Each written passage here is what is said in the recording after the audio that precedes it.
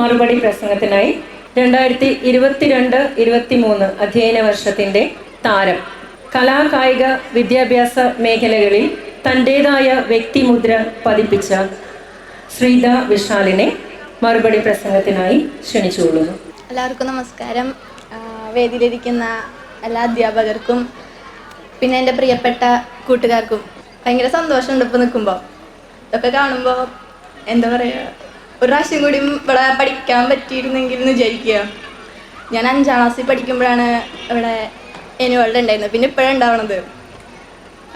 ഞാൻ ഒരുപാട് ലാഗ് അടിപ്പിക്കണില്ല. എല്ലാവരും ഇത് തുടങ്ങാനുള്ള എക്സൈറ്റ്മെൻറ്റിൽ നിൽക്കാന്നറിയാം. അപ്പോൾ ഇവിടെ നിന്ന് വിരമിക്കുന്ന സണ്ണി മാഷ് വളരെ അടിപൊളിയായിട്ടായിരുന്നു കേട്ടോ ക്ലാസ്. എന്താ പറയുക, ഞങ്ങൾക്ക് കുറച്ച് ക്ലാസ്സേ കിട്ടിയിട്ടുള്ളൂ. പക്ഷെ ഉള്ള ക്ലാസ് വരും, കൂളായിട്ടിരിക്കും, പഠിപ്പിക്കും, പോവും. ബാക്കി ടീച്ചർമാർ എപ്പോഴെങ്കിലുമൊക്കെ ഇങ്ങനെ നമ്മൾ ടെൻഷനൊക്കെ പഠിപ്പിക്കും. പക്ഷെ സാർ അങ്ങനെയൊന്നുമില്ല. സാർ ഭയങ്കര കൂളാണ്. ഫുൾ A+ എന്ന് പറയുന്നത് ഇത്ര വലിയ കാര്യമൊന്നും വിചാരിച്ചില്ല. പക്ഷെ കിട്ടിക്കഴിഞ്ഞപ്പോഴാണ് ഇത്രയ്ക്കും ഭയങ്കര സംഭവം എന്നൊക്കെ അറിഞ്ഞു. അത് കിട്ടിയ കാരണമാണ് ഇപ്പോൾ ബോയ്സ് സ്കൂളിലെ കമ്പ്യൂട്ടർ സയൻസ് സ്റ്റുഡൻ്റാണ്.